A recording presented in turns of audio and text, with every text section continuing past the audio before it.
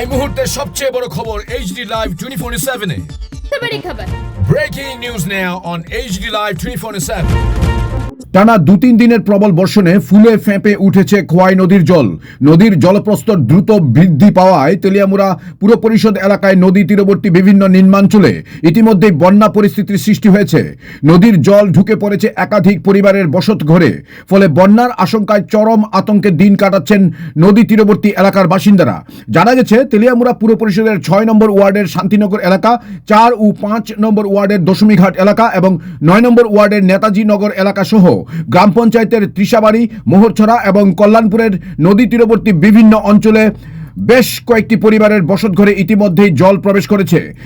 অনেকেই প্রয়োজনীয় আসবাবপত্র, নিত্য প্রয়োজনীয় সামগ্রী ও মূল্যবান জিনিসপত্র নিরাপদ স্থানে সরিয়ে নিতে বাধ্য হয়েছেন এবং ব্যস্ত রয়েছেন। ক্রমাগত বৃষ্টিপাত অব্যাহত থাকায় নদীর জলস্তর আরও বৃদ্ধি পাওয়ার আশঙ্কার উদ্বেগ বাড়ছে সাধারণ মানুষের মধ্যে।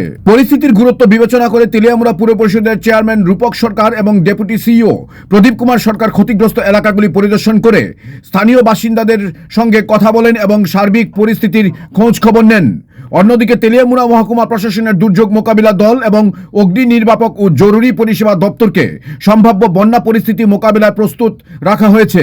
আপনারা জানেন বিগত দুদিন যাবৎ প্রতিবর্ষণ আমাদের সারা রাজ্যের সহিত তেলিয়ামুড়াতেও হচ্ছে। তার ফলে আমাদের যে উজানের জল সেটাও সাথে আসছে খোয়াই নদীতে। আমরা খোয়াই নদীর জলস্ফীতি আমরা ইতিমধ্যে লক্ষ্য করেছি। আমাদের তেলিয়ামুড়া পুর পরিষদের থেকে আমাদের মাননীয় deputy chief executive officer, ATS এবং অন্যান্য কর্মীদের নিয়ে আমরা বের হয়েছি তেলিয়ামুড়া পুর পরিষদ এলাকার অত্র এলাকাগুলি ঘুরে দেখার জন্য।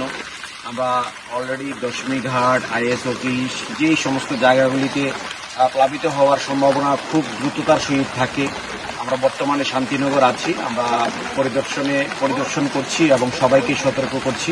প্রয়োজনে যে সমস্ত ব্যবস্থাগুলি, সতর্কতামূলক ব্যবস্থাগুলি নেওয়া যায় সেগুলি আমরা অলরেডি নিয়ে নিয়েছি। আমরা ইতিমধ্যে একটা মাইক যুগে আমরা সতর্কতা করব আমাদের যারা নদী সংলগ্ন যে সমস্ত আমাদের জনগণ যারা আছেন তাদেরকে। আপনাদের মাধ্যমে আমি বলতে চাই, যারা এই পরিস্থিতিতে আছেন আপনাদের কোনো ভয়ের কোনো কারণ নেই। আপনাদের প্রয়োজনীয় কাগজপত্র সহিত জিনিসপত্রগুলি নিরাপদ স্থানে নিয়ে যান এবং আপনাদের জন্য শেল্টার হাউস আমাদের আছে। এরকম পরিস্থিতিতে আপনারা শেল্টার হাউসে গিয়ে থাকতে পারবেন। रात से बारिश होने की वजह से जो पानी का जो लेवल है वो फ्लड लेवल को क्रॉस कर चुका है। तो आपके चैनल के माध्यम से मैं सभी को अनुरोध करूंगा कि आप लोग आपके पास वाले जो शेल्टर हाउस हैं उस शेल्टर हाउस में आप शरण लीजिए। आपके जीवन का मूल्य बहुत कीमती है। आप अभी शेल्टर हाउस में तुरंत प्रस्थान करें, क्योंकि पानी का लेवल जो है वो बढ़ रहा है।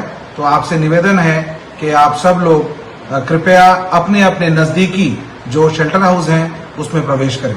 Bureau report HD Live 24/7।